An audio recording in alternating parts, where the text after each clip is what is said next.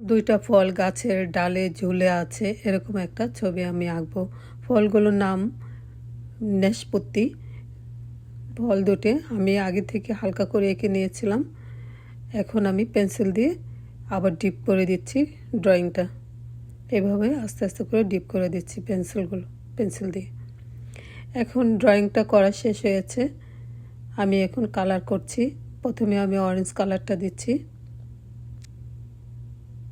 এভাবে অরেঞ্জ কালারটা দিয়ে নিচ্ছি। তারপর ইয়েলো কালারটা দিচ্ছি। অরেঞ্জ কালারটা দেওয়া শেষ হয়েছে, এখন ইয়েলো কালারটা দিচ্ছি।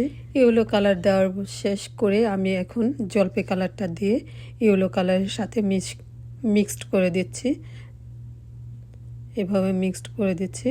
তারপর আমি হালকা সবুজটা দিয়ে সমস্ত ফলটার মধ্যে মিশিয়ে দিচ্ছি। সমস্ত ফলের মধ্যে মিশিয়ে দিচ্ছি। তারপর আমি এই ফলটার মধ্যে আমি অরেঞ্জ কালার দিচ্ছি। একই রকমভাবে হবে ফলটা, একই কালার দিচ্ছি।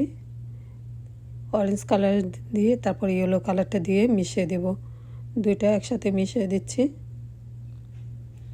তারপর আমি জলপাই কালারটা দেব। জলপাই কালারটা দিয়ে দিচ্ছি, যে এইভাবে মিশিয়ে দিচ্ছি।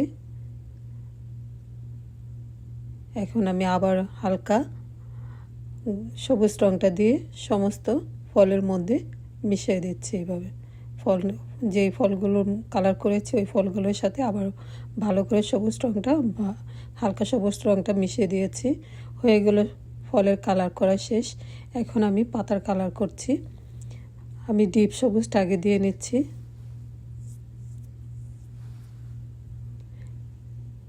নাশপাতির কালারগুলো শেষ করে এখন পাতার কালারগুলো করা হচ্ছে।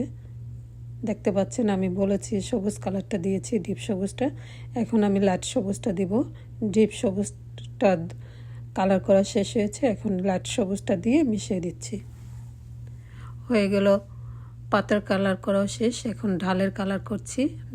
যে ডালটার মধ্যে নাশপাতিগুলো বা ফলগুলো ঝুলে আছে ওই ডালটা করা হচ্ছে।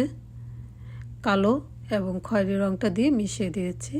এখানে একটা ছোট্ট পাতা আছে, এই পাতাটা লাইট সবুজ দিয়ে করে দিয়েছি। এখন আমি বর্ডার করছি। যেহেতু রং করতে গেলে বর্ডার বাইরে একটু চলে যায়, এই জন্য বর্ডারটা দিলে ড্রয়িংটা পারফেক্টলি বোঝা যায়, একদম সুন্দরভাবে বোঝা যাচ্ছে। দেখেন এভাবে হয়ে গেল সুন্দর একটা ফলের ছবি আঁকা হলো আজকে। সবাইকে